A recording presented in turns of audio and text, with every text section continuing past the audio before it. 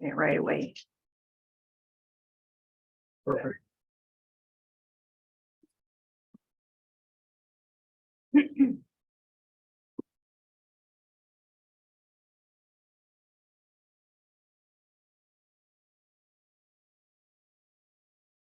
Oh, I'm sorry. Yeah, exactly. Hi, guys. Thank you everybody for coming. Let's go ahead and get the meeting started by pledge allegiance.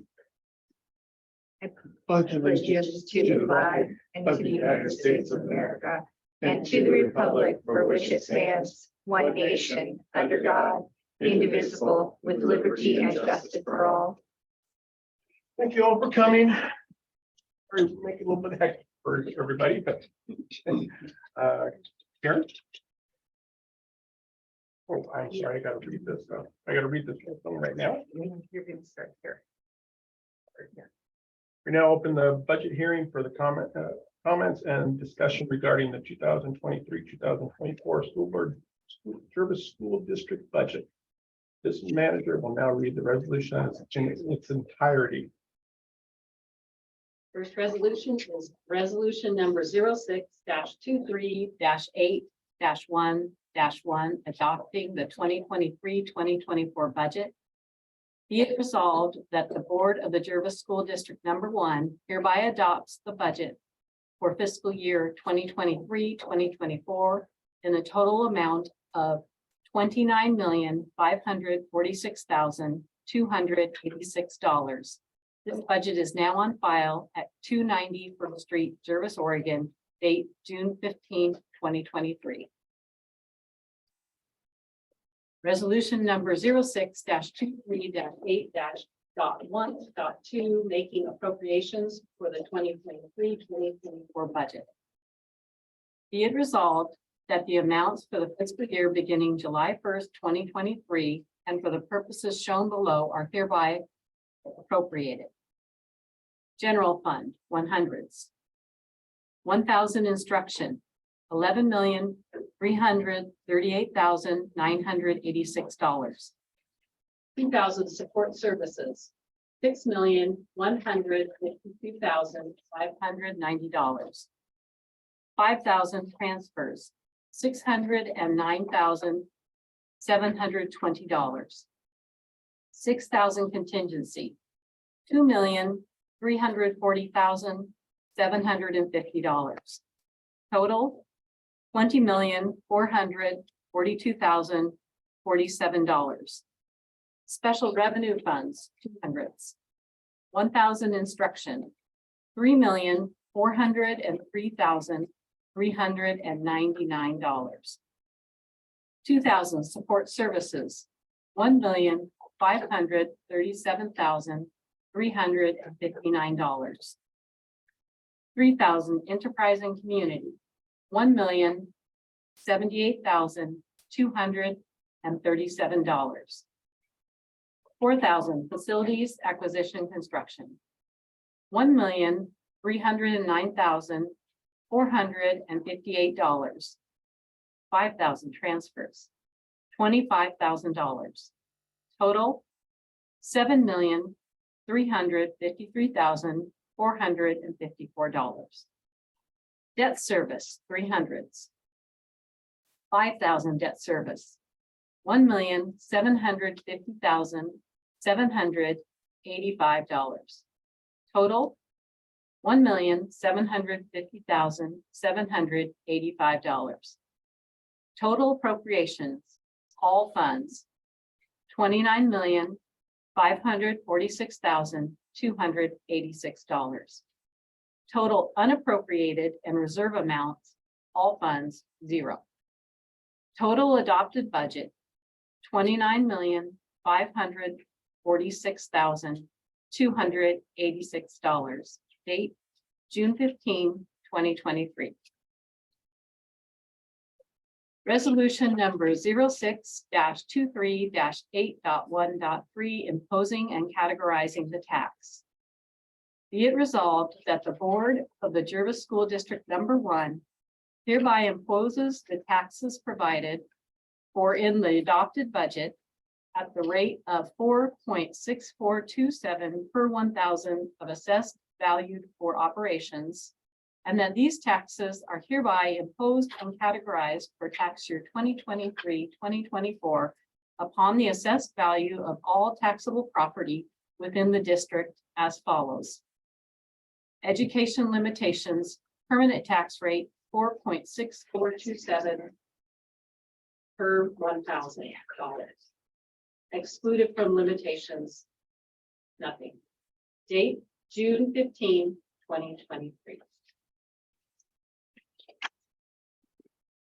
Okay, so any member of the public wishing to make comment for or against the 2023-2024 budget should indicate that they wish to speak at this time.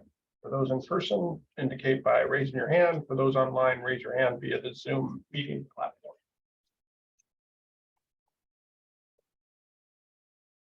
Nobody there? Anybody there? Anybody there? Do I have to wait one extra minute? Okay, good. If there's no further public comment, we will now open the floor for board discussion on the budget. Are there any comments or considerations that the board members would like to state at this time? I do not. Nope. If there's no further board comment, we will now close the budget hearing and resume the regular board session. So under announcements tonight, we have several things to go over. The first thing I think we should go ahead and take care of is our athletics recognition so that we can let these people get on with their night. I'm sure they want to stay for everybody's board. Yeah. Really fun, guys. Yeah, you get to learn something. Yeah, not in a month. Good. Okay, here we go. The Jervis School District #1 Board of Directors would like to take the opportunity to recognize 3 of our outstanding athletes and their head coach for their success during the 2023 OSAA Track and Field Championships. Your hard work and dedication to your event has resulted in the highest achievement possible for a high school athlete, the state championship. We want to acknowledge you, your coaches, and your family in achieving these goals, and thank you for your outstanding representation at Jervis High School and the entire district. I'm reading these right now, and we want to keep Put them up here and make them come up so they can get pictures. perfect. We'll read it as soon as here in a second. So Izzy Boyd won the state championship in shot put and set a new school record throwing 39 feet 6.7 inches. Congratulations. Very good.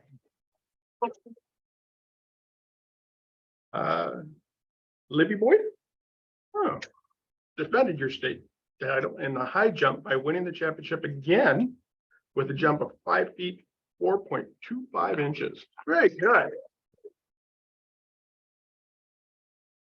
And Gotti Ramon won the state championship in the 200 meters, running it at of 23.04 seconds. Congratulations. Coach David Castle, thank you for you and your staff for supporting not only athletes, but also the others as you continue to build an outstanding track and field program. My assistant coach. Of course, everybody. Oh, his name though, but This is Mitch Cruz. Mitch Cruz. He's our assistant coach. Thank you. And I do want to just add a couple things.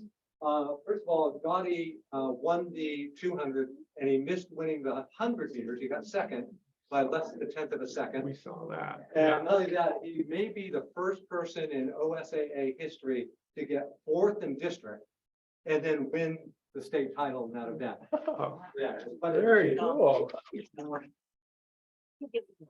Izzy not only set a school record, but she improved her best mark over, I think in that meet alone by 2 feet.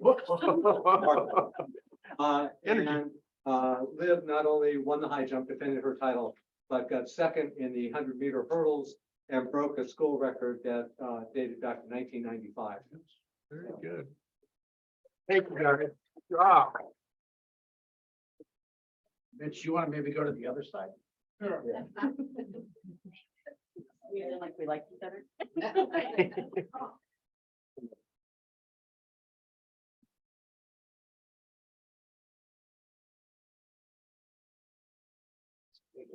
All right. Dandy, Thank you does very Steve much. French want to get in there? And I'll take a picture. As Do we the have to? chair, representative. Yeah, very, very good.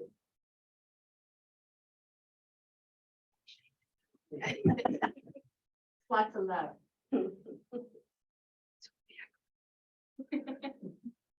Okay. All right. We really appreciate the honor. Thank you very much. Thank you all so much. We're really proud of you. Yeah. Nice work, guys. Oh, Diego's one. Okay.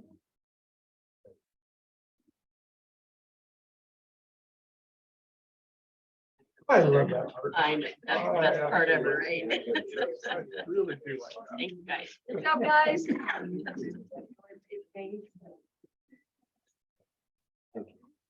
doing a great job.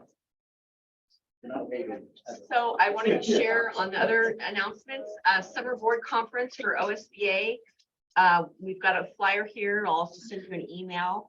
It is August 11th through the 13th, and it's in Salem this year. It's not going to be in Bend. So if you're interested in going, that's Friday, August 11th is the pre-conference. It's a full day. But I believe it's also a virtual option. And then Saturday, August 12th is full day as well. And so we'll be sending you more information about that tomorrow in case if you want to look at the agenda, the topics, and then want to go. Are you gonna go? Let's send Or her. is it just for the, Um, not for superintendents? superintendents can go. Yeah, I can go with the board if anybody goes. So we'll go from there. Okay. I wanted to extend an invitation to everyone tomorrow from 4 to 8. That we have a district-wide all staff get together at Top Wire, which is off Crosby Road. I can put that in my confidential memo about where, or in my board reports where that will be. And so we are hosting food carts and non-alcoholic beverages, but adult beverages would be on your own dime. So but there'll be a couple of food trucks there. It should be a lot of fun. We also have door prizes. So that we're looking forward to that. And actually, it's the first time that we've been off-site for a staff get together since before COVID. So it's been a few years. Yeah, right. So we're good. Wanted to share with you the scholarship winners. You know, the Henry went to the senior all-night party. No, he didn't. Henry went to the senior awards night because there was not an all-night party. It was not a- Start up with that. Sorry. But you gave out 5 scholarships and they were $500 a piece, and the recipients of those were Natalie Gieselman, Sophia Contreras, Lauren Ferschweiler, Alicia Avalos, and Alexa Quintero. And so Cedra's working with them to get the money to their colleges so that they can have that available for whatever they might need to purchase there. And then I did get a rough estimate from Andrea Orpeza, who's our high school counselor, wanting to know how much money did our seniors earn through grants or scholarships. And so she can only go on what kids report because, you know, we don't get all of the information, every award that they get. But in terms of what was reported to her, our seniors earned $797,909 in free money. So very powerful for a little graduating class of, 80 plus kids. So we will make sure that gets put out there and, district wide as well as in a little news release. But I think it's really powerful how much money our kids are able to garner to help their higher education. Okay. And then you're going to see a small packet of correspondence from Jim Green, our the executive director from OSBA. So you'll recall at the last meeting, maybe it was the meeting before that, I can't remember. We sent a letter in response to OSBA's not supporting the WACA ask, and Mr. Green had a response back. And so I also followed up with an email letting him know that I would pass along the letter that he sent, not only to you folks, but to the outgoing Willamette ESD Superintendent David Novotny and the incoming Superintendent Joe Morlock, so that both of those people in leadership would understand OSBA's position. And during board focus time, if you want to talk about it, we can, or not, it's entirely up to you. And then finally, I'm wondering if Maria, did you have an announcement that you wanted to make tonight? Yes. Well, it's very hard. I just wanna tell you that I wanna resign my position. Because of medical reasons. I have a long road ahead of me. So I to concentrate on that. So I just I told Andy that I wanted to resign. Well, thank you for all the time that you spent in this district and helping the kids out for as long as you have. So Well, I really appreciate all I you've really done. love it, so. Hopefully you're doing the right thing by concentrating on your health. Yeah, Sure. Sure. Yeah, so, all right. For my family too. Thank you so Thank much you. for your service, Maria. Yeah. I know that you have been with the board for a really long time and that you care about our community, our kids and our school. So thank you so much. We're very grateful. Thank you. Phenomenal job. And please let us know what we can do to help. I'll be stopping by anyway, but. But Well, thank you, Maria. You know, I've known you since I first came to the district back in '98, right? And so it's been wonderful having the opportunity to work for you as a teacher and as a superintendent. And I want to thank you very much for that experience and your support. So later on in the agenda, we will have discussion about what to do moving forward with regard to the position. Very good. All right, And those are all the announcements I have. very good. So we'll move on to approval of minutes. oh,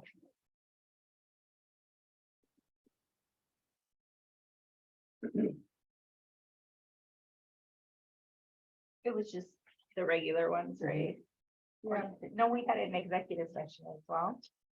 Yeah, the budget committee minutes first. And I do have there's one error on the regular and executive session ones. On page 13, under 7.4 approved motion. It says Director Bustamante and Director Turan were absent. I think it's Carrera. Okay, that's it. That's the only thing I found.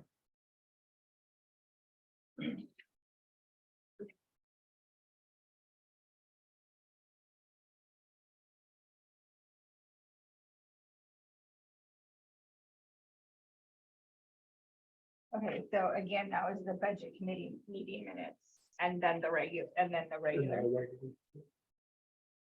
a regular and executive. Okay. So I move that the Jervis School District #1 Board of Directors approve the budget committee meeting minutes from Tuesday, May 2nd, 2023.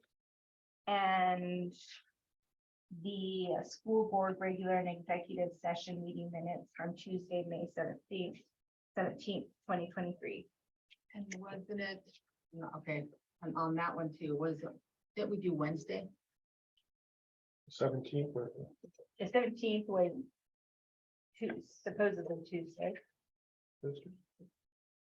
and Tuesday, May 17th. May 2nd was the one for the budget committee, but I'm thinking that. May 17th was the one.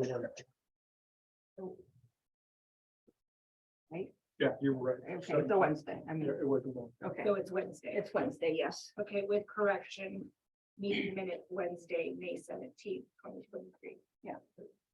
Motion, Oh, second. all in favor? Aye. Aye. Good. Very good. Do you have anything? Not online, but I don't know that Wenful came in late, so I'm not sure if you had a chance to say that. Got something here, Lenful? I got something I'd like to talk on, but I didn't sign in. Cause I was here late. We'll give you a few minutes. How's it? Okay. Normal. Come on up.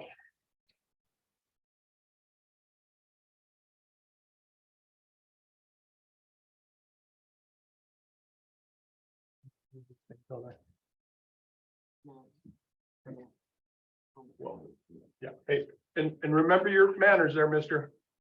Okay, blanket and blanket, blanket. How's that? Perfect. That's good manners. All right.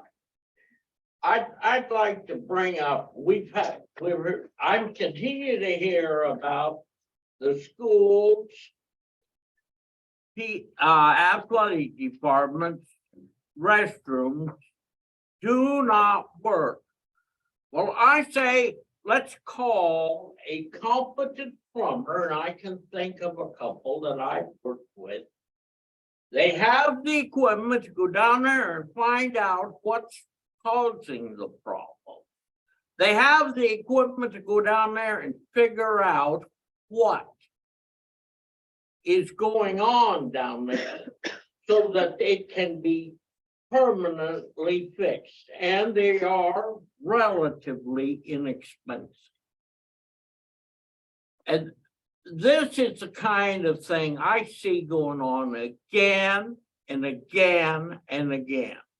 We have a problem with our roads. All right. We have two major roofing contractors in this town that could, either one, probably be convinced to walk up there, look at the roof and tell you who screwed up and why and how, and a few more things. And they probably, I've seen some of their roofs are 30 and 40 years old. Now every one of the roofs in the building has been put on since I saw these roofs built, and they're still holding water. Now that is what I'm going to just say and leave it there. I am also going to bring up an issue I brought up when I was running. Johnny don't know how to read. Now I realize that a lot of young men are like myself.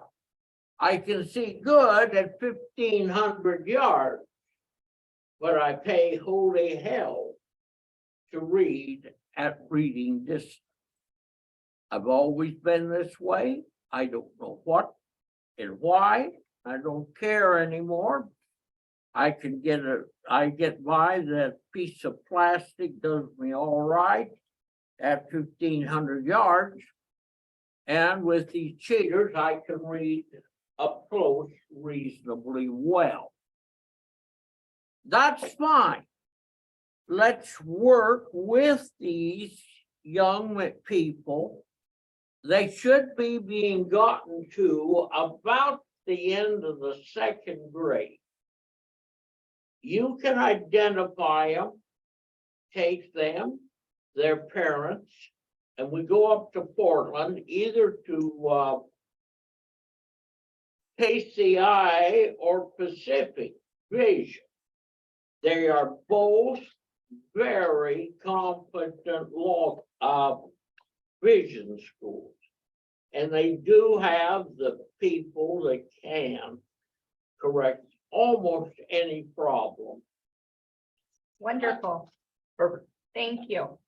And I don't want to see the fourth graders not reading at the fourth grade level.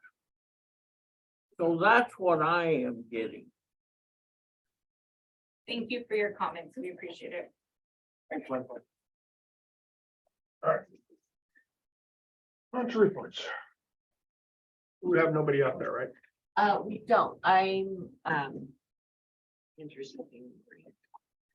She was gonna leave early. because it Takes a lot. I kind of figured. Yeah. Yeah. So, are we, Andrew, is the student council? He is not. Okay, He confirmed she was gonna be here, so I don't know what happened. oh, okay.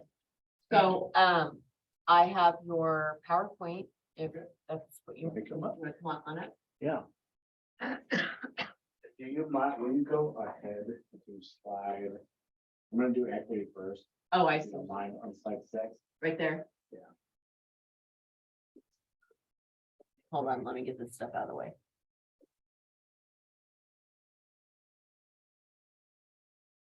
I can't. Well, that'll work. We'll just do it that way. That is fine. Okay. I will say, I was at Family Fun over here the last hour. And then I walked in here for the board meeting, I was like, wow, that is quite the transition. That's so. No, But, She let us have margarita. right. I've said it before, hats off to Dusty, he's led all of the work on the equity team. We've brought a lot of new players in and out of that group, that's been meeting monthly. Dusty put these slides together and asked me to kind of present on behalf, so I'm gonna do the best I can. But he brought this quote to start out with, inclusive is a mindset, it is a way to treat others in the way they treat us. Inclusive is an opportunity to learn from one another, and we do it because it is the right thing to do here.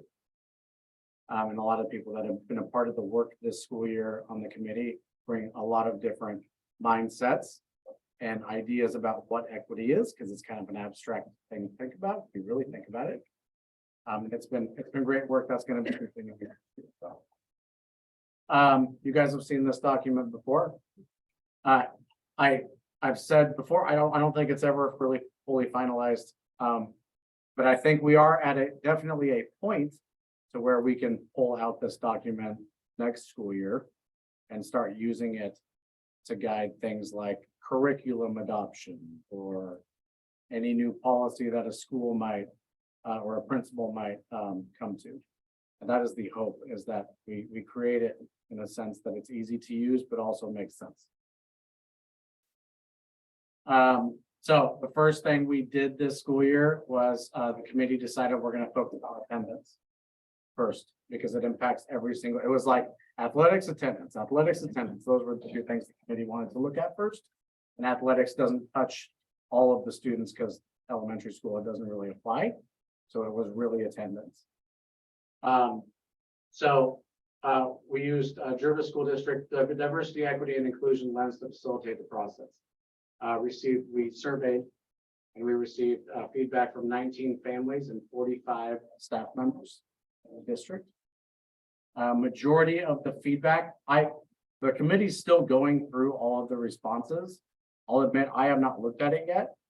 But I will say that a couple of the people on the committee reached out to me, my wife being one, and said, tell the board that the majority of the feedback was extremely valuable and meaningful. With that being said, I was like, was it positive or was it negative? And Fenya told me today, she goes, I wouldn't say it swings either way. She goes, but I will say that the people who filled out the survey were very honest, and you can tell they took a lot of time in their answers. It wasn't just a click, click, click, click, click. So it's going to be really interesting to go through that data. We are not going to this school year because everyone's going to summer, but I think it's a starting point for next school year is to really look at that data from the attendance surveys. And then we'll go from there. But eventually we will share with staff and the community the feedback with district and building leadership and attendance teams to try to make considerations and recommendations next year in regards to attendance through an equity. And that'll kind of give us a jumping off point on like, is this process really working, or like, what do we need to change going forward? So yeah, next steps for next school year, district in-service presentation. Hopefully we'll do something around those that ends on to the district about the equity lens. Additional staff professional development around diversity and inclusiveness for next school year. The equity team will help facilitate district leadership groups to use the lens. And then walkthroughs in each building is kind of a hope that the committee has. Are our buildings and programs inclusive for all students? Not sure exactly what that will look like. But it would be great to do those types of things. Those are next steps. This year is kind of like, let's create the document, let's have conversations, let's survey. Next year, okay, let's get ready to start taking some action. Cool. That's equity. Anybody have any questions on that? Good work, good work, and we'll see how it goes from here. Go Yeah, I forward. mean, there was work that Sylvia and Ken started. And honestly, hats off to Dusty. I think it's something he's really passionate about, and he has totally led that. And it's been great. And so now this is my board presentation for Jervis High School. Graduation happened the other day. Always wonderful to see our seniors walk across the stage. We always kind of hold our breath a little bit that last week, but they do seem to make it, and it's a lot of conversations and pulling students in and calling parents, and the clock is ticking for a few of them. But we had roughly a 92% graduation rate as of right now. That might go higher over the summer because some of the students who did not finish will still have some opportunity. Last year it was about 87%. So, and the Oregon average is 81. So we're doing pretty good. And that average, I just wanted to add, included Frontier Charter. And so they now are allowing us to pull the charter school out of our rate. So we were higher than 87%, but at least ODE is making the recognition that like they're separate. Right. But it was kind of funny. I was on the phone with my brother last night who lives in Lake Oswego. And he was asking, what's your graduation rate? And I told him, and he's like, that's amazing. And I said, well, yeah, I go, one of the benefits to Jervis as a community, and we all know this sitting in this room, is that you don't fall through the cracks here. Right? That's one thing we provide, is we know the students who are going to struggle and maybe not make it, and we cater to that. I mean, we've always been really good about getting the seniors going. So a little bit of planning for next year. At the beginning of this school year, we did an activity with staff. Right the very first couple days. It was very simple. I put some chart paper on the wall. Staff had sticky notes, and we asked, what needs to stay at GHS, what needs to change, and how do we make GHS better? And I typed all that up. And I'll be honest, I didn't look at it for a while because it kind of gets lost. But I want to continue that work. It's just a very simple, and staff have told me they really like doing that exercise. So it's dusting that off. Okay, did we change some of these things? Did we make some of these things better? Did we not? And so that'll be another exercise we're going to do just every single year. Advisory can always get better at the high school. It has gotten better. If you compare this year to last year to the year before last year, we're always trying to amp it up and really use that time with students to be as much value as we can make them. It is the one class students don't tend to take that seriously. It's only 0.25 credits. They know that. So next year, with Sophie being our new Oregon Gear Up coordinator, she's going to be planning the majority of our advisory and really making it more robust with college and career preparedness. And she's also working with the middle school as well. So Tony and I, we actually had a meeting today. We really want to kind of make that linear from even 7th, 8th grade up to the high school. So a lot of work where we want to do an advisory next year. We're also going to do a new leadership team. As a school and as a principal, you tend to form way too many committees and they all get really lost and you tend to have the same people on them. That's kind of just the way it works. And then you're like, oh, we haven't met with that committee for 3 months. Okay, obviously it wasn't that needed then. Next year, really want to have one leadership team that will be all encompassing of site council, every single little committee you can think of, meeting at least every other week, every 3 weeks, every month. And it would be administration, counselors, teachers, IAs, SPED, ELL, trying to just get it all together in one little package to help guide all decisions for the school. And just we're going to have some new expectations for students next school year. Hallways have been a little bit of an issue this year. We had a lot of furniture in the hallways, which I think the vision was we want to have this be a little bit more casual college campus kind of feel here. Well, that didn't really go so well. Second half of the school year, I ended up making the decision to yank all the furniture from the hallway one day. Students were like, where do I sit? I don't know. There's no place to sit. So just little things like that, want to implement an in-school suspension. I've never liked the idea of suspending students outside of school. When there's behavior issues, I want to keep them in school. So they can get work done. And so that's another thing we want to do. And there will be some new cell phone policies at the high school. Specifically, you don't take your cell phone when you go to the bathroom and have a bathroom. That stays in the classroom. Have you ever considered just having them like bring them and leave them and then pick them up on Like put them in a cubby when you walk in the classroom Yeah. type of thing.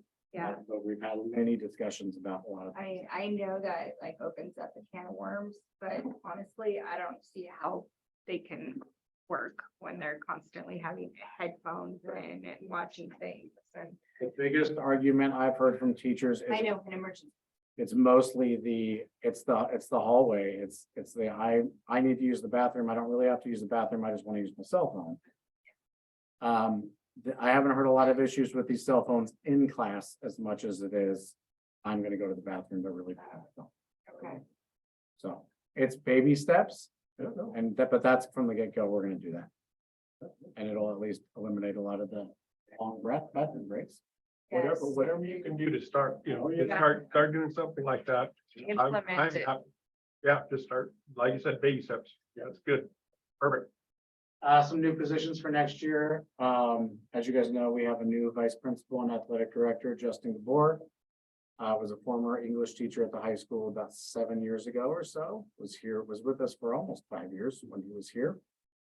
New agriculture FFA teacher is coming down the pike. Megan Dilson is leading, so we're hiring for that position as well. And then hopefully, this is conversations with Creighton, but hopefully possibly a new ELD teacher at the high school. So we'll see how that goes. And we have a lot of talks. That person could help co-teach. That person could do a lot of different things. If we can manage to make that work. And we are currently hiring a new instructional assistant to help specifically in the alternative classroom. So. And summer school will start bright and early Tuesday morning.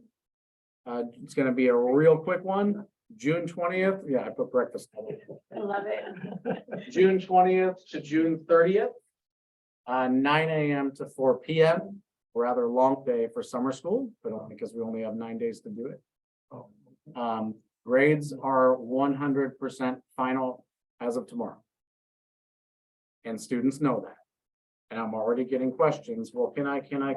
Oh, sorry. You're sorry, bud. Oh, get it done now. You should have gotten it done already. Because if not, then they're going to summer school. Correct. Well, yeah, correct. Yeah, I'll get into that. Yeah. Okay. So all courses are going to be online for summer school through Odyssey Ware, which is the program the alternative class uses. It's all run through PAWS. Students, so they're going to come in June 20th, June 30th. They'll get that course online and they'll be allowed to work on it. After June 30th, because there's going to be a lot of them that haven't finished yet, and that's okay. You can continue to work on that class throughout the summer, but you're going to have to come in on certain dates in August to take your assessment because they have to be proctored and monitored. So you can go get your homework done all you want at home, but the assessments will not be unlocked until August. And there'll be some dates set for that. And we'll have to figure that piece out. And we have 9 staff working summer school, so we're gonna have 6 teachers, 2 IAs, and 1 secretary. Melissa will be continuing on throughout summer school, so we got a lot of staff. As of right now, Janelle sent me the list of students who have confirmed, families that have confirmed. We have 85 right now. But grades aren't final yet. Those are the 85 students we knew would need to come, period. And they've all confirmed. Now, are 85 of them going to show up at the door at 9 a.m. Tuesday? No. But we're going to do the best we can. 2 of those staff members have been, are going to be in charge of door knocking and phone calling those first couple days. So the list will evolve daily to try to get as many of the kids in. We know we're not going to get them all, but we're going to do the best we can. And grades aren't final yet, so we'll have to do a lot of phone calling come early next week. Do what we can. I don't have anything else. Do you guys have any questions? Good job. Yeah, I just want to end with just saying this quick thing. I don't want to take up too much time, but. I've said it before, our district is absolutely amazing. I've heard stories from a lot of people who work in neighboring districts. And I've had phone calls from previous teachers in our district who have gone to other places asking if we have positions open. And we are truly, we're really, really a special place. And I'm so thankful to work here, and the things we do are fantastic, and even the minor issues we talk about all the time. The minor issues we have with students at the high school, they're pretty minor compared to some things that I hear. So I think we're doing a good job. I concur. I think we're all doing a pretty good job there for all our students. Small schools, they're key. They are. Unfortunately, some people don't see it that way. Thank you, guys. Thank you, Andrew. I just wanted Thank to you. share that Andrew and I looked at the incoming senior class, kids are gonna roll up, their juniors are rolling into senior. And we have determined that as of right now, senior level is closed, so we will not be accepting any transfer kids. If they haven't already transferred in, we're closed until the first week or so of school to see who actually shows up. But we want to get a handle on who we have as seniors right now and be best prepared to serve those kids. We had a lot of kids kind of transfer in the middle of the year this year. And just went straight to the alternative program. I mean, it just got real messy, and it's hard to manage. It's like, okay. Yeah. So, Where do you cap it at? Well, it can vary depending on like how many kids are in WAPA, and so I think we're at, what are we, 85 seniors? it's always, yeah. So, you know. Go from there. Okay, thanks you guys. Thank you. Thank you. Have a good summer. Tony, tag, you're it. Hard act.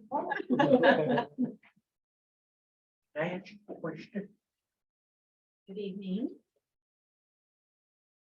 So I've learned through this process through this year, I need to start doing PowerPoints because I'm behind the ball here. Sorry about that. So definitely not as fancy, but you guys should have kind of my form that I also added more to share with you.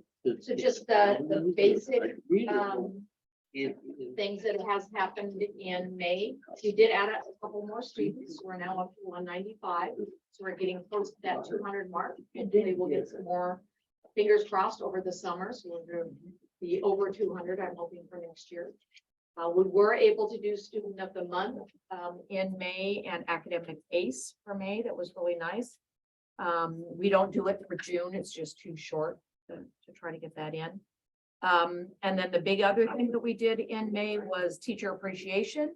And the big thing I wrote is, boy, the staff ate well. It was like 4 of the 5 days, food was being brought in for them.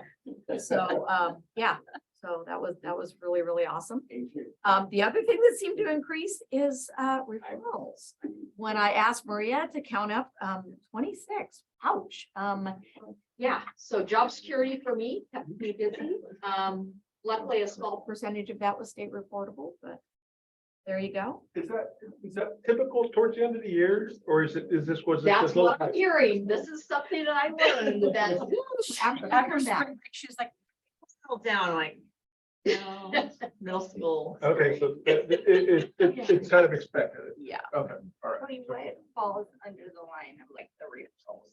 Like, can you give me an example of some of behavior that would be? Right, right. So if I just have, like today, if I had a teacher come to me and a couple small things happened today. There was a rude comment said. I don't consider that a referral. I do pull that child aside, talk to them. Hey, watch your language, not okay. We're down to the last couple days, but. Oh, okay, Mrs. Johnson. I don't consider that a referral. Referrals literally written up, documented, more major things. If I talk to them and then, their name popped up again a couple days later, then it becomes more of a major referral coming in. I talk to them, call home, and then there's lunch detention or in-school suspension, but a bigger consequence than just talking to them. So does this correlate to that one program that we're working to track of things? like that with our students? Or is that just the ones that would be like something involving the police or that kind Oh, of no, thing? we're tracking all of those kinds of That's what I behaviors. figured. There are some that are police involvement. Yeah. And then there are others like what Tony just described of like, okay, I've talked to you Yeah. 5 times now. Yeah. You're in trouble. So that gets tracked as well. Yes. Okay, yeah, because that's so important for us to continue knowing what the issues are going on with that particular Because student. don't we use a program? That's the one I. Yeah, so we have in the data, we have the data suite, or it has a dashboard, and in Power School, which is our student management system, there is a behavior component that tracks that for us. Should that come up when I look in Power School for my own kid? I've not looked at a parent view. I don't think it will show. I haven't seen behavior. anything like Yeah, that in no, there, it wouldn't and show I'm in that. there, Yeah. yeah. It wouldn't show that on your end. But yeah. It's really nice because you can look and see like what time of day, what location. So you can say, oh, What are those it's like the specific- gym or. Yeah, what is the triggering thing happening here? Okay, great, thank you for that info. And Danny was very smart. She asked me if I wanted to continue with the job prior to spring break. After spring break. Answer. I'm sure they've kept you running. That's fine. So, yeah. And then, since May, so, big things that happens, it's always really busy in June, the last couple of weeks. The big thing that happened is, and this is Mr. Bell took this totally upon himself. He learned that we're not gonna have a yearbook this year. So he and the leadership class very quickly, within, I would say, maybe a month, threw together an electronic yearbook. And I understand just in the last day or so, it has been put on the Jervis Middle School website. It's also been sent out electronically through email to all the students. That happened. I asked him to send a copy to Danny, so I know Danny has one. So that's really nice, an electronic version. We are gonna go back to a hard copy next year. Mr. Hill has agreed to do that with his leadership class. Do that. That's always so cool for eighth graders and things. It is. It's really nice to have it signed and Just something to go back and look at. love it. We We had our 8th grade promotion. This is the first year in a while, and I'm really glad to see it that we have promotion after graduation, which to me makes so much more sense. So graduation was on Saturday, and we had 8th grade promotion on Tuesday evening. we had 78 8th graders and 70, I'm sorry, and 76 of those 8th graders promoted. That's a 97%. And promoted means walking in promotion. 100% move on to high school. And the qualifications to walk in promotion was that they had to pass, which is 60% or better the entire year in all classes. And that was something that I really implemented this year, because in the past, we really just focused on core classes, math, science, history. And I'm like, no. We need to also include PE, health, electives. Otherwise, the kids don't take them seriously. They're not important. So that I think was pretty impressive, that we only had 2 students, and one of those students was because of medical reasons, had not been in school for the past basically 3 months because of physical and mental things going on, trying to do work at home, and just really struggled with that. So honestly, there was really only one student that was not successful to get at least a 60% or better. So that's pretty impressive. Another impressive thing, and boy, these kids worked hard the last couple of weeks, is they wanted to go to Oaks Park. And Oaks Park has always been a reward trip for 8th grade. And they have to get C minuses or better. They had to have 70% or better for second semester.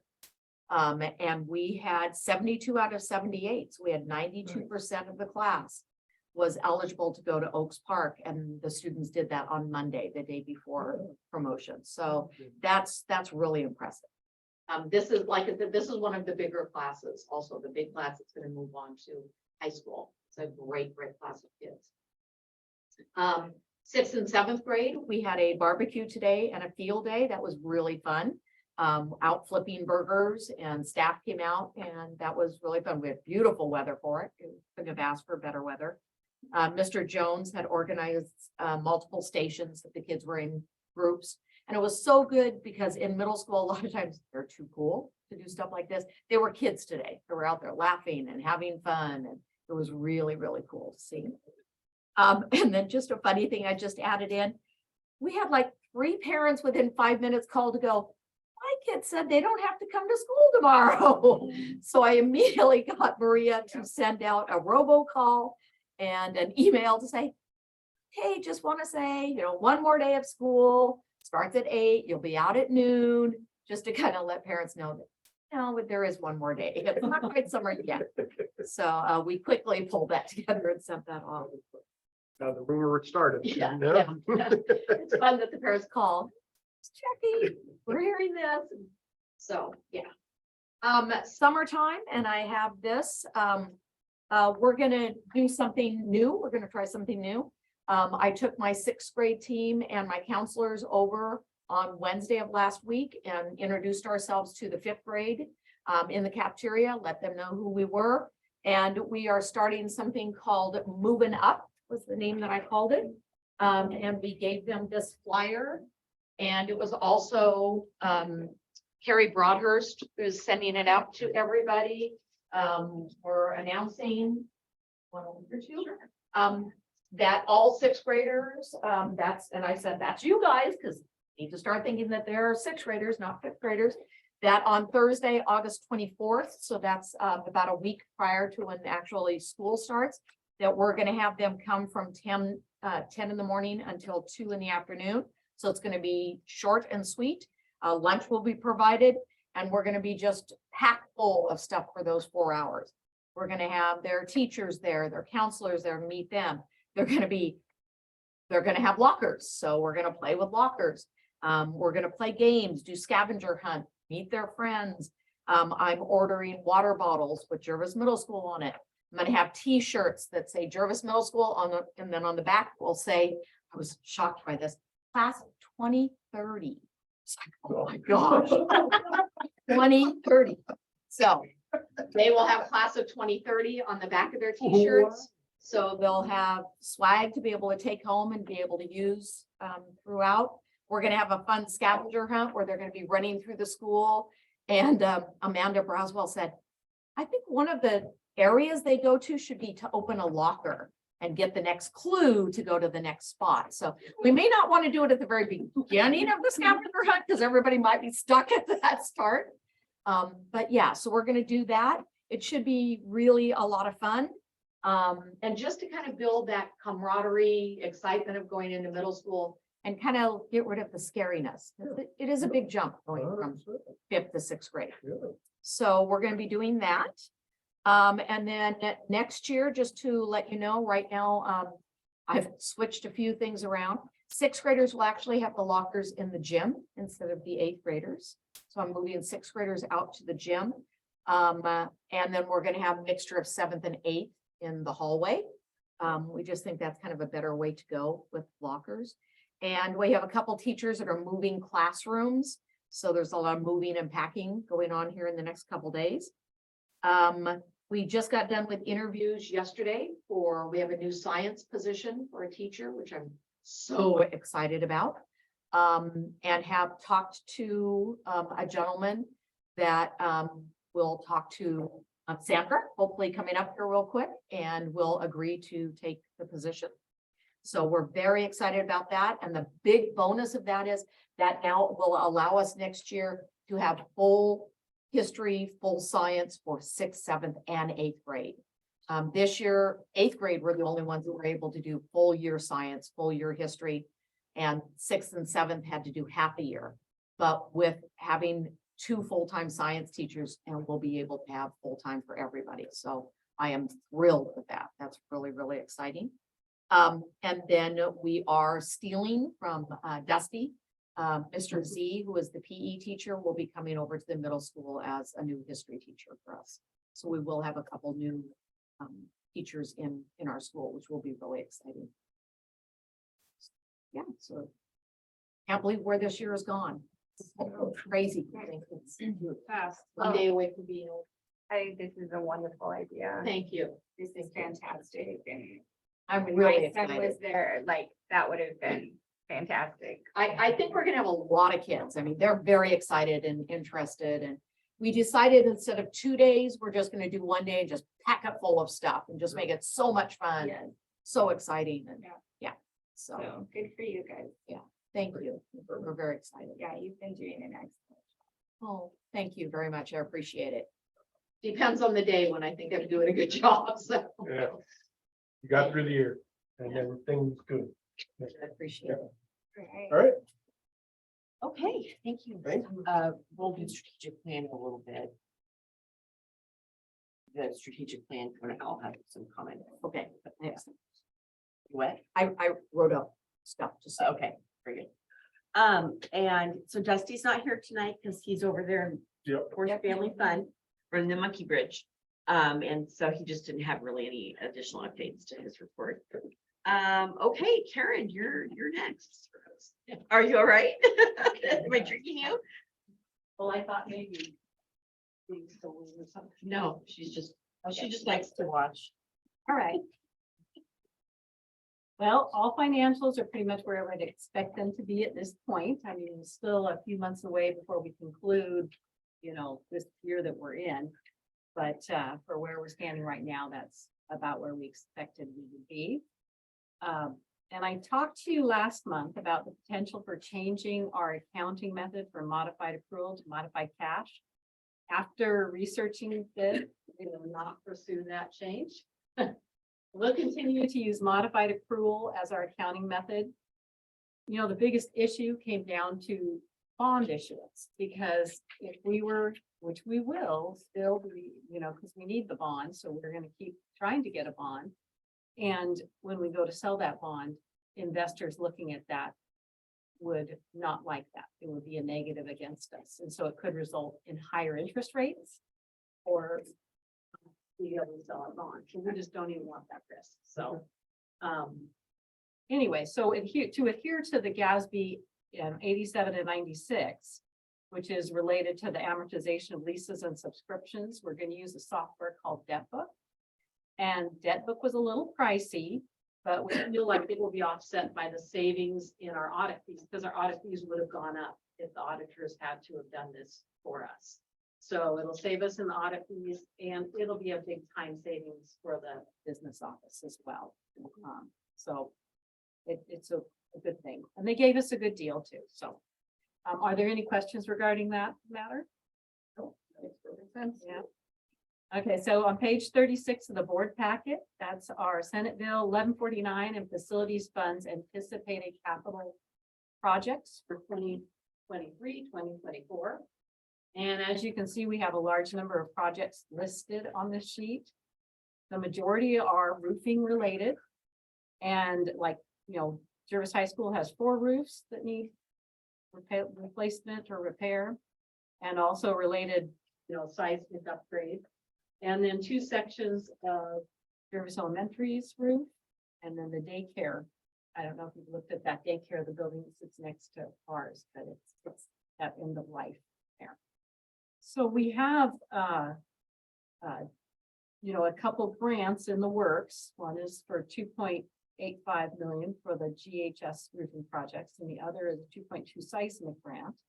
So, you see that 5 million for all active and potential projects.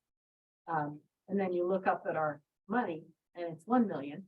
So big difference between those two. So there definitely are grants in the works. In addition, the HVAC upgrade, the number 2 on the list to GES, would use a lot of ESSER funds. I mean, that would be pretty much spend out the rest of the ESSER funds, whatever we have, remaining next year on that project.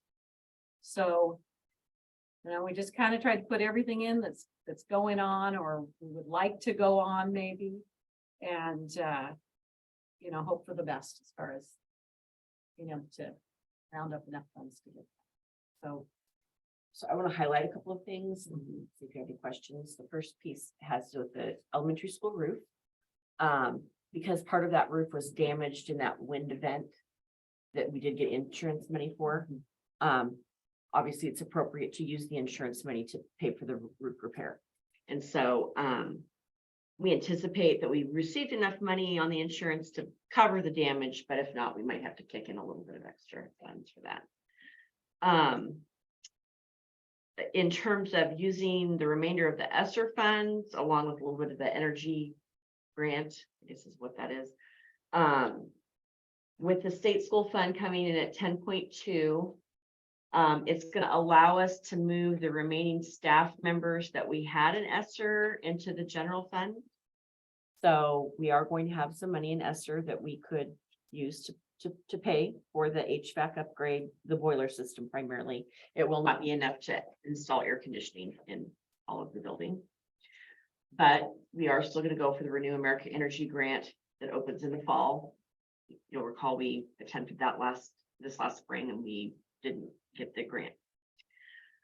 In terms of the high school roof, we do have it bid out in phases, and because of the type of roof it is, there are only specific roofing companies that are actually able to do the work because it's a membrane. It's not your traditional roofing material. It's very specialized roof. And there are some companies who won't even touch it because a simple repair they don't believe will hold, and they don't want to have to risk the warranty issue because they don't believe that they'll be able to guarantee that it will not leak. And so if we don't get the grants, that would be a difficult decision I would rely on the board to make that decision. We've received one bid that could kind of encase the entire thing, the entire section, the whole thing, after significant drying out, for about $1 million. But if you recall what you have left available in your funds, that would mean that you would have to spend every nickel that you have from Frontier Charter, plus some of the money from the sale of North Howell. Because remember, we have about what 1.8 million or 1.9 million total in those accounts. The excise tax, the sale of the building, and then Frontier Charter. Now, you set aside Frontier Charter in a very protected fund. Prior to me getting here, we used Frontier Charter to offset daily operations. We decided that was a bad idea. And so it's still a bad idea. However, with the continued lack of funding from the state, we know 10.2 is not what we needed for roll-up costs. We needed 10.4. And the enrollment numbers continuing to decline, especially at the elementary level. It's very possible that I will have to come to you and ask to use that Frontier Charter money to continue operations until we figure out what maybe next steps are. We're going to talk about that more at the bond discussion. So that's why I'm not recommending that you just blow the whole wad and see what we can get for the roof done, because that might not be the best solution at this time. We are going to proceed with the parking lot issues. So one of the things with having the new sidewalks put in with the safe routes to schools and that partnership with the city, it did take some parking away for our staff members, but we also hear our community members saying, like, there's no place to park in front of the school. This is difficult for us to navigate. We've also, hired more staff, and so reduced parking and more staff means that more people park here. But I'm sure you can see that half of it is gravel and it has poor drainage issues. And so when it starts raining, it's difficult for staff to navigate. They're getting out of their car, they're tripping over the gravel, they're walking through puddles. It's not very convenient when you're trying to carry boxes of materials you've just graded. And so we're going to go in phases. The first phase is we have to fix the drainage issue. That's a problem, right? But part of the drainage issue is occurring right there in front of the entryway of our driveway by the daycare. And that drainage issue was created because the city continued to just pave over the existing streets, pave it over, and created a hill. Instead of cutting down, removing the old street, and then compacting the earth and repaving, which would have kept the curbs at the appropriate level to funnel the water where it's supposed to go. They just continued to pave and pave. So our parking lot remains flat, or our driveway remains flat, and now all the water comes in and just sits there and makes this huge pool. So I'm going to be presenting a bill to the city, asking for them to fix that portion that they created. We have a third party who's done the estimate. Very cool. They had a drone, they had heat sensors talking about all of that. And so that portion to fix will be about $70,000. But you know, we have to start fixing some of our things so that they can be usable. So that would be the kind of the first phase that we're trying to figure out how to manage. So those are the big facility things for now.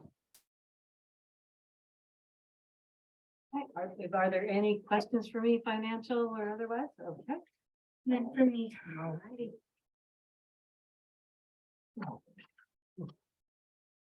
Okay, and my board report, as usual, it's pretty much all also contained in action items and discussion. So unless there was anything specific there about that's in the consent agenda with regard to the MOU we signed for teachers. So just to bring everybody up to speed, when we sign the MOU for teachers, that's a memo of understanding or memorandum of understanding. That means that we postpone bargaining until next spring. So we just did financials and a little bit of language that we needed to kind of tidy up. And then they agreed next spring, we will bargain a full 3-year contract.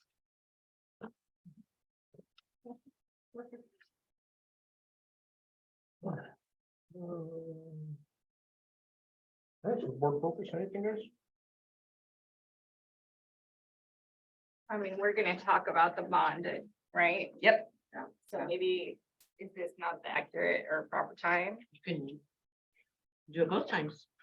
Well, there's just a couple things. One of them is when we do get to that point, I'd like to talk about next steps. I'd also like to talk about what and how getting started, if we were to actually do kind of like a Salem Kaiser kind of situation where we would have, where if we were ever absorbed or into the Woodburn School District.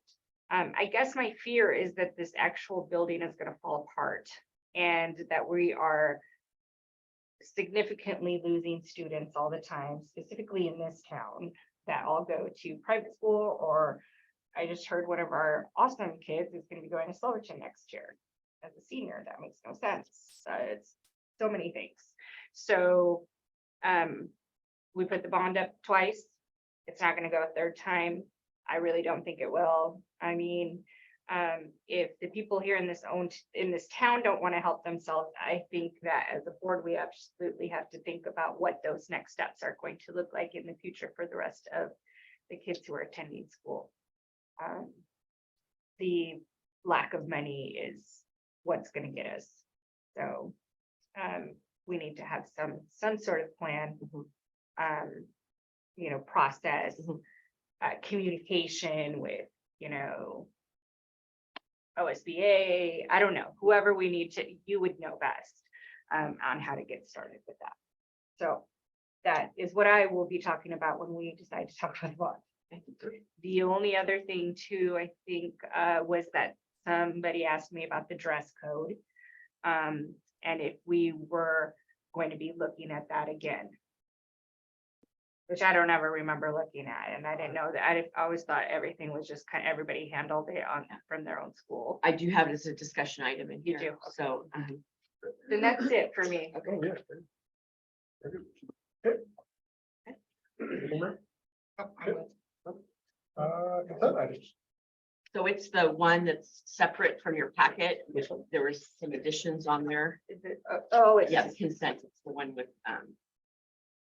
It's the humongous list, it's the big list. and you have to read every one of them. No, Every yeah, one of the features. no, you don't. Do not let your irrational. okay. Well, I move that the Jervis School District #1 Board of Directors approves the consent items as listed in mass. 7.1. 7.2, 7.3, 7.4, 7.5, 7.6, 7.7, 7.8. And 7.9. Motion, second, all in favor? Aye. Aye.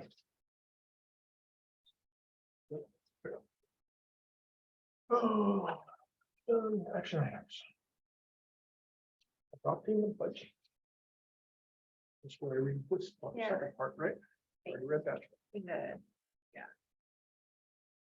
Adopting. the budget. Okay. I motion to approve resolution number 06-23- 8.1.1, adopting the 2023-2024 budget in a total amount of 546,286 as presented. Second. Oh, we got a second. All in favor? Aye. Aye. I motion to approve resolution numbers 06-23-8.1.2, making appropriations for the 2023-2024 budget as presented. All in favor? Aye. I motion to approve resolution 06-23-8.1.3, imposing and categorizing the tax at the rate of 4.6427 per 1,000 of assessed value as presented. All in favor? Aye. Aye. If we're done. That you are. Budget. Next on your action items is the work sessions and regular session meeting dates for the coming school year. So that is on page 53 of your packet. I had highlighted a couple of dates there.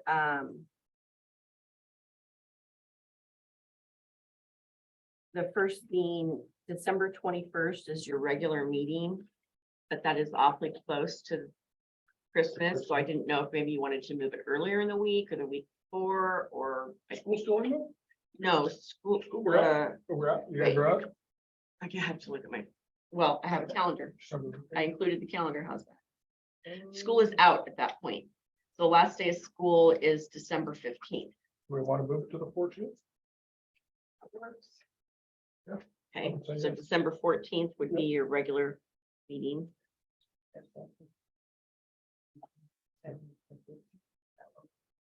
But the 21st is right now, so it's during spring, during Christmas break.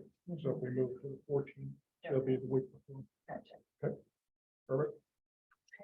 And then if you'll notice on August 29th, they do have your first work session scheduled then. And that's when Kristen Miles could come and go over your self-evaluation. Sure.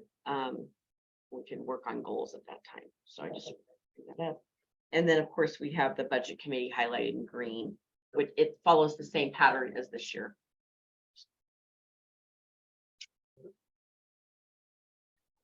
And- Before, right? Right before. This page. What did we do?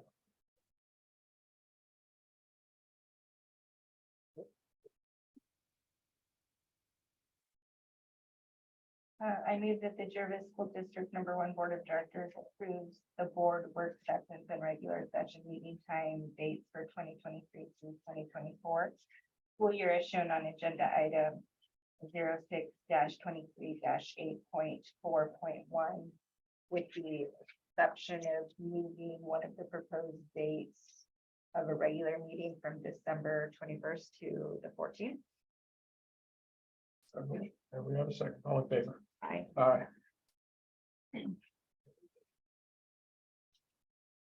There are two other action items. Then we got the results from the election, the actual certified results. They came after we sent the board back out. So you'll see that is a separate packet for you. The the county clerk, had included the results for both the two positions, school board as well as the bond vote with precinct information. And it has a certification. It's certified, so. So even though Maria's resigned, you still have to certify, you still have to accept the certified results, and then we'll go to the next action item.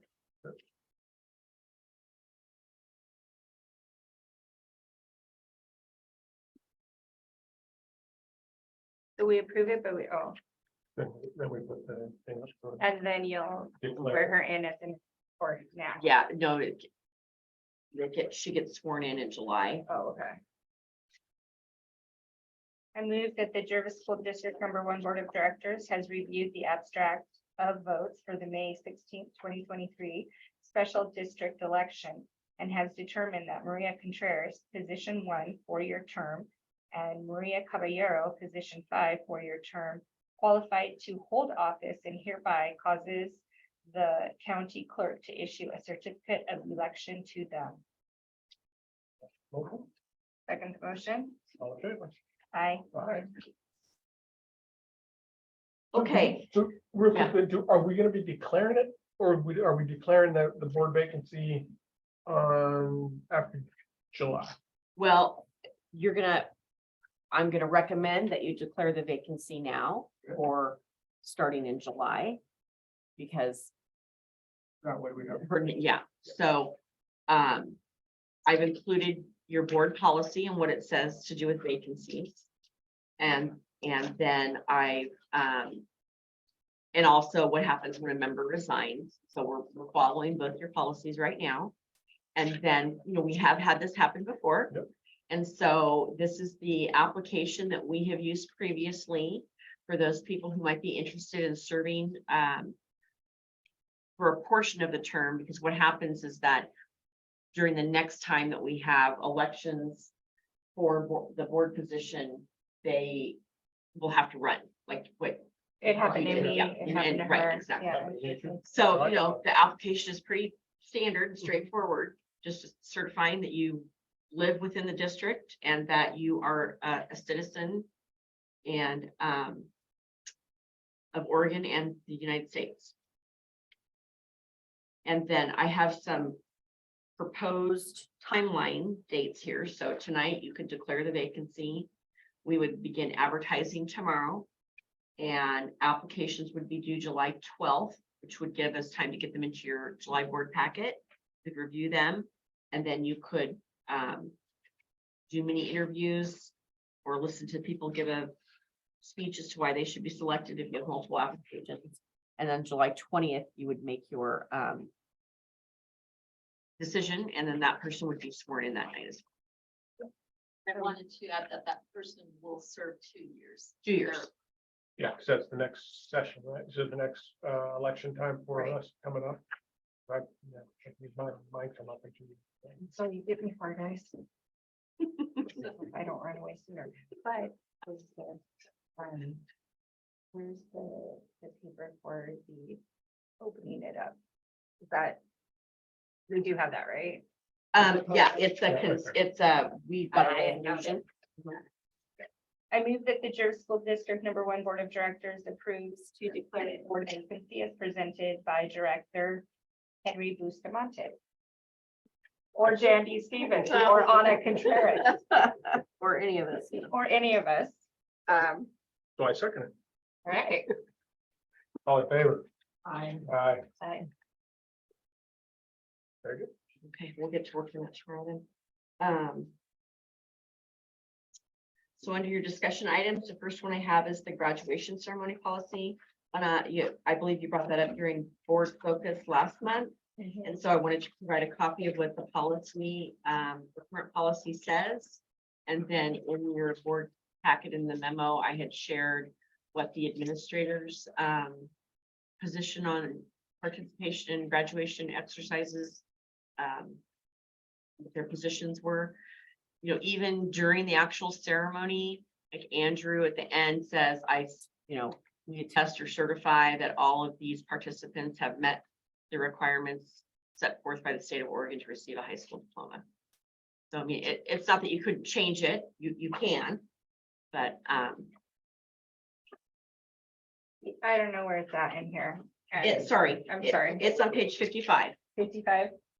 And the real reason it came about was because I had a parent who called me because we had a kiddo that plays basketball and does athletics here, but is homeschooled. And I know that as a public institution, we allow all of like private school kids or local kids to be able to come to the sports teams and do that kind of stuff.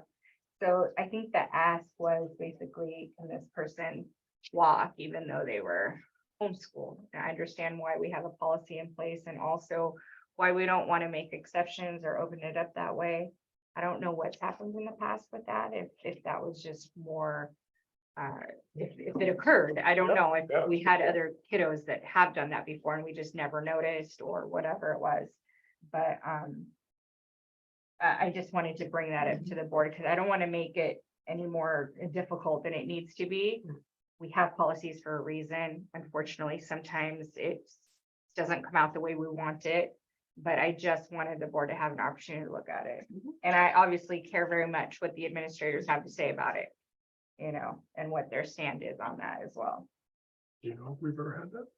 I would doubt that you have. I mean, in the time I've been here, no. I can also share with you that when I worked in Silver Falls, we never had a homeschool student participate or a private school student participate because the graduation ceremony itself indicates the completion of the high school diploma with that district or a general Oregon diploma.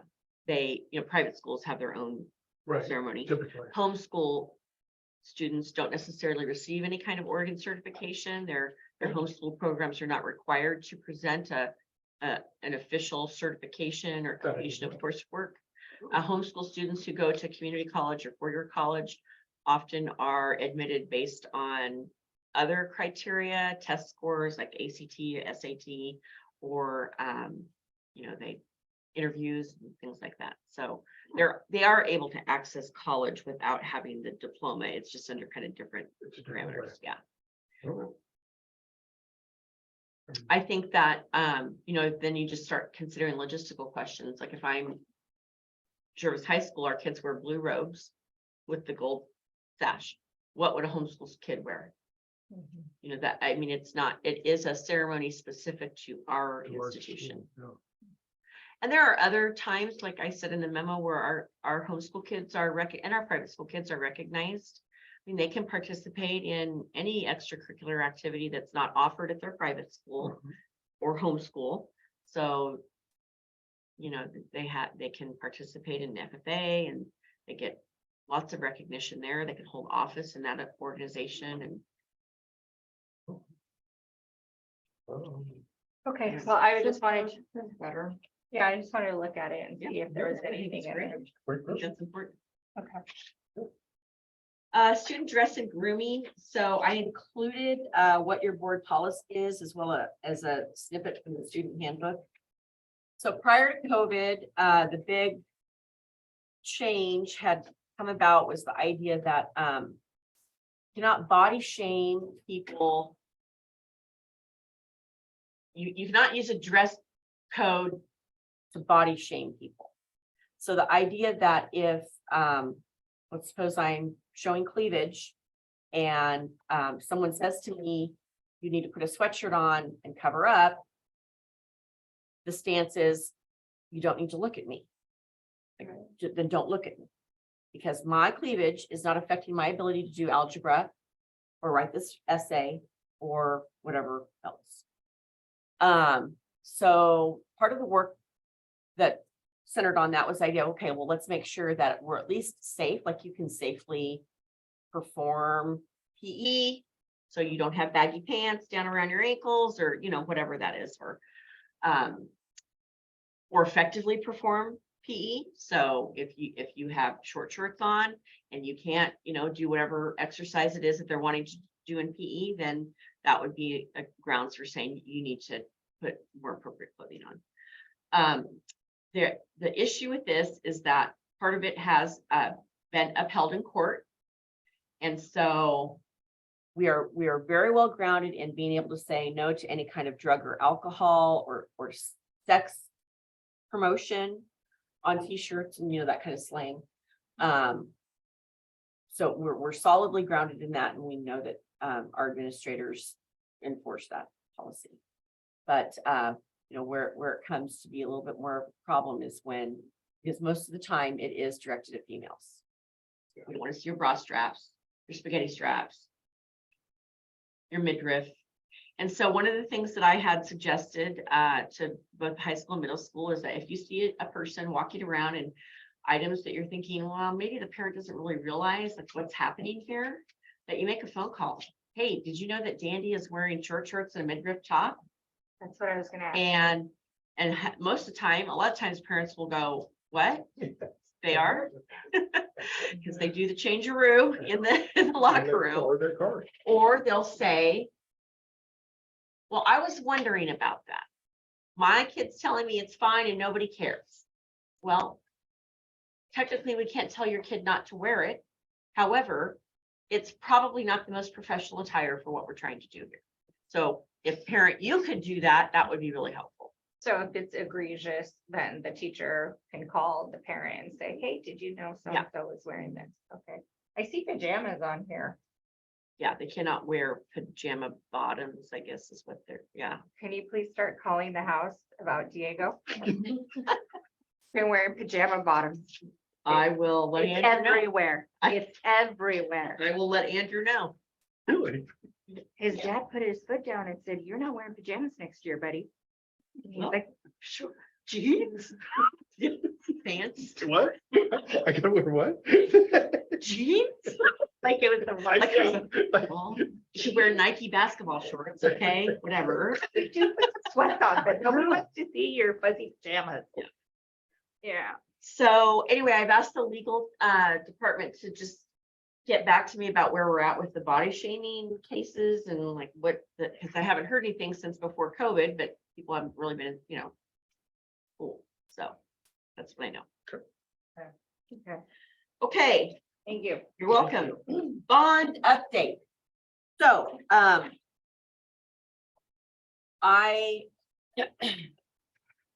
when you look at the results, you'll see that for the most part, the bond, you know, had about a 42 or 43% yes vote, and then the corresponding 56 or 57% no vote, which is the exact same percentage pretty much as last spring and in most recent previous bond attempts. And so, and again, with the in-town people not turning out. It wins in town, but not enough of them vote to move that dial. And I would say that we spent significant time and money trying to educate people about the why. So in speaking with a couple of other, you know, consultants and people that do this work for a living, I think that we need to go out and do some really extensive polling. I think we need to ask the right questions that aren't just about the bond, but about, do you support the school district? Is the district viable? Do you want the district to continue? If you don't want the district to continue, where would you want your kids to go? If you knew that the school district had to close or get a bond to pass, what's your choice there? You know, and so the two polling companies I've been talking to, they both agree that they will get between 300 and 400 responses. They will not stop calling people until they have 300 or 400 responses. And they are anywhere from a 15-minute to an 18-minute survey. And they will develop all sorts of questions that really have less to do with the bond and more about what are you willing to commit to and support? And with that commit and support, what do you want out of a district? And maybe some people will say, you know what, it's been a great run. We're not interested anymore. If that's what the bond and polling comes back as, because they will develop questions that include, you know, if you live in this area and the district consolidated, you would be going to Woodburn. You might be going to St. Paul, Mount Angel, Silverton, Salem Kaiser. How do you feel about that? They'll have the current rates that those districts pay, because they will all pay more, right? 100%. Everyone will pay more. 100%. And so, I feel that, we have to ask the right questions, and we're gonna have to spend some time getting people to do that professional polling information. It will also give us the next step. Yes, Well, we and- need and to a much format more- that to move Right. to the next step. Right. Because you'll get the information, then you'll decide, okay, are we, do we go then for another bond, or do we say, yeah, okay, we're done with going for a bond, and then we go to the next step? And your polling company, or the people that we look to hire, will then come and talk with you about the data, and what they then say, hey, actually, I think you really should do this piece as well before you move forward, like, we need to tease something else more out of this. What is that gonna, money wise, gonna, It'll be between $20,000 and $25,000. that's what I figured it would fall in. Yeah. Mhm. Okay, Supposed to have the. but we gotta have the data. Yeah, that kind of polling is something very I don't have this skill to do. Yeah. But I want to make sure that folks understand, if we don't, and somebody takes us over, it's not gonna be $1.97. No, it will not. It'll be about $5. That's what it probably end up costing them. We've been trying to say this. I for understand. I don't know how long. No, I understand. And then, But they're not, they don't believe it. They don't think it's no, really because coming. and they also think that it's on your market value of your home and not the assessed value. And I don't know how people don't understand that, because it comes, if you're a homeowner, you get your bill. There's no, it tells you there, things, so Sometimes people. they listen to other things that And they shouldn't do, 90% so. of people yes. are shooting a run around. And they so don't, that's yeah, what- they don't want to do their own research, and they get told, and that's what they feel is. But, right. again, my concern Correct. is that we're gonna get information back, which we kind of already know from this, to have data that basically is folks being like, oh, yeah, no, I don't want to give money, but I'd still like school here. Yeah, Yeah. yeah, and I think if that's the data that you get back, like, if there's no path forward. If there's no path forward, then you need to look at the decision of what would it look like to consolidate the district. Yeah, There's policy on what that looks like. I would have to contact Department of Education, and then there's conversations that need to be had with Woodburn School District. Mhm. It's a whole process. It would take a couple of years oh, yeah. for that to happen. But it's, I mean, obviously, our concern is for our teachers too, and that kind of thing, if there was gonna be something like that. Patting our children, all the kids. Well, yeah, I mean, obviously, They're gonna go into something completely different. and the Woodburn district is, But let's take one. Well, yeah. I know, Okay. we're looking at the word. yeah, we're just gonna do, yes, let's do the. Let's do the polling, Let's do that. and that way we have a better basis Mhm. idea of what the next step is. And data. And data, and people are also will be a little bit more aware. They're really asking these questions. Because when I looked at that lovely CapEx budget that we had, that of all the stuff we need, I don't want to throw money into a building that's not going to be here. That's exactly what I was gonna say as well about those. So when I was looking fixes. at that, I'm like, okay, the thing is, if the budget goes, if it's a worst case scenario, right, and kids don't come back, or we can't. Like, if that apartment complex that's going in, if they don't bring younger families in, that's gonna be a problem. Yeah. And so, you're gonna know what your fall enrollment looks like, you're gonna see what you get out of the apartment complex. Because we know in Ivy Woods, you got fewer than 15 kids out of that development. And so, see how that kind of plays out, we get the polling done. And then if it looks like, it's gonna go down more exploration of consolidation, we're gonna need the money in Frontier Charter to continue operation costs, because at 10-2, with 51% of the budget coming in the second biennium, that's only about another $200,000 to $300,000 increase of what we had from this first year. And that's not going to be enough for roll-up costs by the time you figure in salary and benefits and all of that. So, Good information. No, I mean, literally, there won't be Yeah. money. It's okay. Eventually it's gonna happen. So, I will get on that right away, and the polling will happen soon. I do want to point out that on this second time around, I felt like we were doing, we knew a lot more. I felt more confident. I felt like there was a lot more face-to-face communication with our groups here, you know, in downtown. So I was really kind of shocked to see that we didn't move the dial. I thought It we also wasn't a major election cycle, so we should have more with the next. Because what, it'll be the I mean. It'll be the presidential election. This, Right? the polling company that I've been speaking with, they were saying that, we need to, if the data comes back and says go for another bond, that you need to do it in November of 24. Yeah, that's what I was gonna say. I would rather prefer to do it at that point in time when you know people are gonna get out there and vote. Yeah, I would say your no votes are pretty solid, Mhm. like they always show up. Yeah. I don't think you're gonna get much more of a no vote turnout, but you will on a yes vote turnout. I agree with that, because I think right now that's where you're sitting is. Yeah. Here's the ones that are voted no are definitely the ones that are like. Don't have kids or certain things, they're always gonna, that's. Yeah. We're gonna have a hard time changing those minds, Mhm. Right. but I think it's the other ones that are like, okay, let's. The other 70% that didn't show up. How many families, can I just ask a question? How many families? I mean. We have about 350 families in the district that account for the 860 kids. It's in here, okay.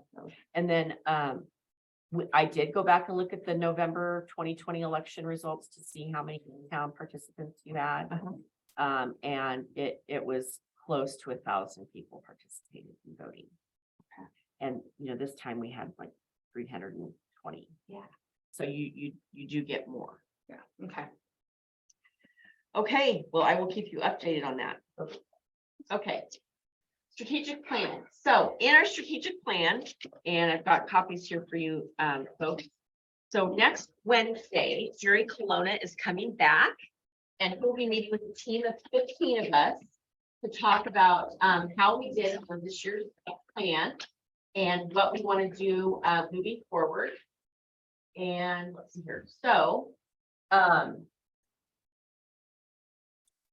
part of our accountability is to be reporting to the board how we did on our goals and our performance indicators and measures. And so you just heard from Andrew about the equity committee.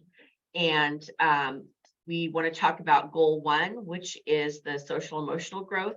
So I think what we're going to do for next year is that this end of year reporting to the board, we're going to push it probably to August because we just are finishing the end of the year and we don't have all the data crunched yet. We're going to have it for Wednesday with Jerry, but then we're going to make the plan. So we're kind of being overambitious when we created this.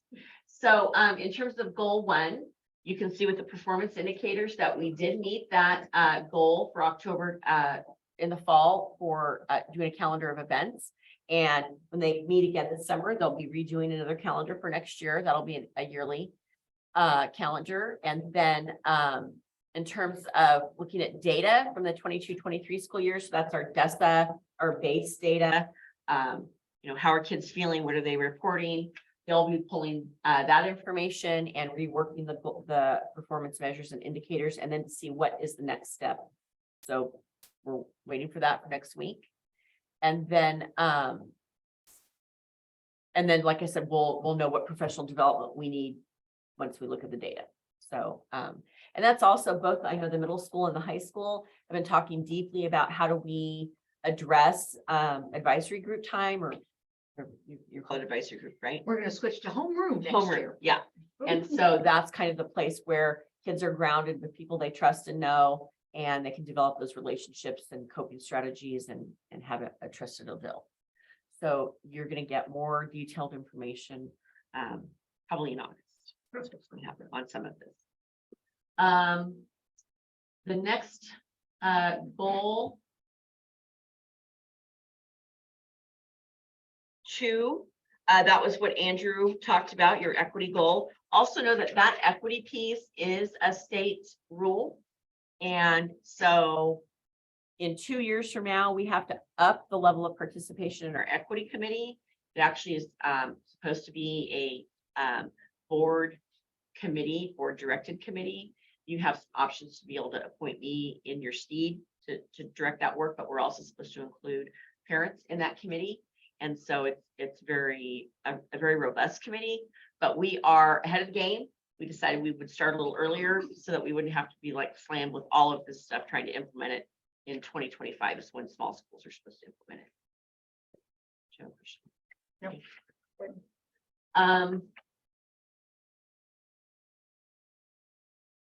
Here, okay. Okay, so we also had, goal 3. Well, yeah, goal 3. Aligning district preschool through grade 12 curriculum to state standards. So if we go back and look at the district website. It'll be very slow. You'll see we have the teaching and learning tab. And then you can go to any of these to find curriculum. Under district-wide instructional strategies, we identified what those specific instructional strategies were going to be that we were going to provide professional development to teachers on during this year. We also had identified what we were going to do for this coming fall. And so the idea would be that Bonnie would go to the staff. She would give a lesson to staff about what does this instructional strategy look like? What does it mean? How can I implement it in my classroom? And then the following weeks, the administrators would go in and observe it into practice and then give feedback. Then at the next meeting, staff would come back and talk about, did it work? Why didn't it work? Did we like it? What's going on? Did you want to add anything, Tony, to that? I'll go up here, so I'm not talking to your back. Okay. It was kudos to Bonnie. Bonnie's very good at doing stuff like this. And she had really nice short, which was really good for our staff meetings, PowerPoint, so we could go through and explain step by step what this was. And then it ended with 3 or 4 reflection that I always copied off and gave to the staff members to just keep it focused in front of them so that they knew these were things that I was going to be looking at as I went into their classroom. And some of the things were just kind of a remember to do this. I know you guys do this, but don't forget to do this. And other things were like, you guys do this, now add this onto it. So they weren't like brand new. Oh, wow, I didn't know about this. It was just kind of reminders and also for adding to it to improve it. Examples just real quickly. In January, it was critical content, just maximizing that learning time. Don't take forever to transition from one thing to another, that every minute counts. You add up those minutes and it adds up to hours. Just maximize that time. February, goal of the lesson. Teachers are great at putting the goal up. Just reminding them, don't just write it up, but read about it, read it, go with the students, talk to them, let them know why we have the goal, why it's important to them. Big thing is make it relevant to them. If it matters to them, they're going to pay more attention to it. Just little things, but those little things make a big difference. March, it was review prior skills. Staff is really good at warm-ups and talking about, remember what we did yesterday. That's really great, but connect and remember, we also did this 2 months ago. Don't forget what we did 2 months ago is being brought in to now. And then in April, it was just step-by-step demonstrations. And again, it's a lot of, especially the seasoned teachers are really good about that, but just reminding them to do their step-by-step, but tell their thinking process. Show visuals so that the ELD and the SPED kids can be seeing that. And quite honestly, I'm very, very visual. And it makes a difference when you have those posters, those things up. So a lot of it was just reminding of good teaching practices. Just remember to keep doing that. Bonnie did a great job. I think it's really nice, quick and easy to just bring up in our staff meetings. And so one thing I am going to talk to the committee about next week when we meet with Jerry and we break out into our different groups is the idea of maybe we adjust this a little bit for the fall and we really focus on those instructional strategies that we know benefit our ELD kids the most, since that's our target group, like those 49 kids at the elementary school are our target kids. But there are also instructional strategies that are good for all kids, like, hearing, Absolutely. seeing, writing about. So these might look a little bit different, like, what we planned for October through January might look a little different based on once the committee meets again and flushes that out. The other component was iReady. So again, I don't have all of the diagnostics yet. I'll give that to you in July. But I can tell you, I was looking at my dashboard and just looking at the beginning of the year to the end of the year at the elementary. It's amazing. Flipping it. So then the big question is, does it tie to SBAC scores? I mean, preliminary SBAC scores for third graders. Again, they're not great. Remember last year, 16%. So now it's up to 27%. But those kids haven't been in school the whole time, right? And so I also don't believe last year's data was very reliable because parents were opting their kids out left and right. And so what I love about what Cindy showed me today, Cindy Smith, our TOSA for reading, is how they're really like drilling it down into domain and skill level, and they already have a plan on how they're targeting kids for next fall. And so I do believe that her 3-year plan, where I said you need to flip that pyramid, I don't want to see everybody in red, only this much in green, that it's very doable and going to happen. And then we're going to share that with staff and then all staff in the fall, so that they can see like the work that is being done into elementary school. We added a science TOSA, science and math TOSA at the elementary schools for grades 4 and 5 to start with. I think that additional science instruction will help our reading scores because there's so much vocabulary that kids have to learn or know in science. And then, adding the science teacher so we didn't really add FTE, we switched it around. I don't know if I think Henry might have been the only board member here when Jerry first came to us and said, the thing about a strategic plan is you're not ever going to get really more money. You're just going to shift your money around. And so when we had some openings, we looked at that. We said, okay, well, we're going to eliminate this one position. And then let me go back and figure out, do I have the money? I do. We're going to add the position back, but it's now going to be a science person. And so It's gonna be a game changer. I think. yeah, so it'll be good. So I'm anticipating some good work for that. And I want to put a kudos in. A 6th grade team is so excited to have those iReady scores coming up from 5th grade to 6th grade. Because we know that first iReady score oftentimes is very low. Because again, some of the kids are pretty smart to know, oh, if I don't do very well on this one, when I take it a second time, I blow them out of the water and I get to go to that iReady party. So it will be really nice having those third test scores coming in to be looking at that so that those 6th grade teachers will look at that and go, oh, no. Let's go back and retake this iReady test because look what you did at the end of 5th grade. This isn't accurate. So again, I think Yeah. that's going to be a game changer. That's great. I mean, now we're using that data to improve. Yes. And it's great. And I think when you think about the academic progress and level of the district, like for more than 20 years, you have not had K-12 textbook adoptions, professional development. You've had 12 ships, 12 grade levels going up. They're going in the same motion, the same direction, kind of. But now we are one ship stacked on top of each other, and we can talk and we can coordinate, and then we can say, we have the data, we know how to look and drill down at what skill level and how to help kids. Like, it's not just throw the spaghetti on the wall and whatever sticks, we call it good, because that's what we've been doing. So I feel like we are really positioned to be doing things systematically, and it's gonna be exciting. Yeah. There has been a lot of good administration in the, past few years in terms of, getting streamlined, all of that. And I really believe that so much of this starts at such a young level. Yes. Because, with my own kids, it's like they learn like half of what they're ever gonna learn by 5 or something like that. So we have to catch our kids super, super young and If we can find out what the problem is. yeah, Fix it a lot Yeah. easier at that than we do in high school. yeah. So, And I mean, and there's so many neurodivergent kids too. And just being cognizant of that and okay, they need stuff, some Yeah. special, help in this area particularly. It doesn't take away from their smartness at all. No. It's just channeling it in a different way. Yeah.